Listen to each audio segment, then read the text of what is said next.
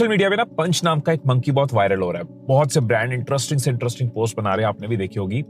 तो मेरे अंदर थोड़ी चुल मची, मैंने इसके बारे में थोड़ा डिटेल में पढ़ा तो मुझे समझ आया कि ये ना सिर्फ एक मंकी की स्टोरी नहीं है, ये हम सबकी स्टोरी है।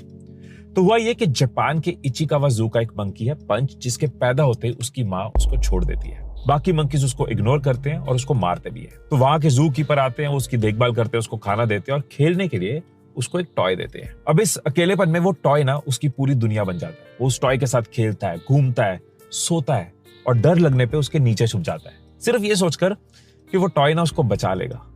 अब ये नजारा देखने के लिए लोग वहां पे पहुंच रहे हैं, वीडियोस बना रहे हैं। आई फील कि ये स्टोरी ना सिर्फ पेन की स्टोरी नहीं है, ये एक होप की स्टोरी भी है कि जो हम कंट्रोल नहीं कर सकते उसको छोड़ दो और जो हमारे पास है उसे एक्सेप्ट करो।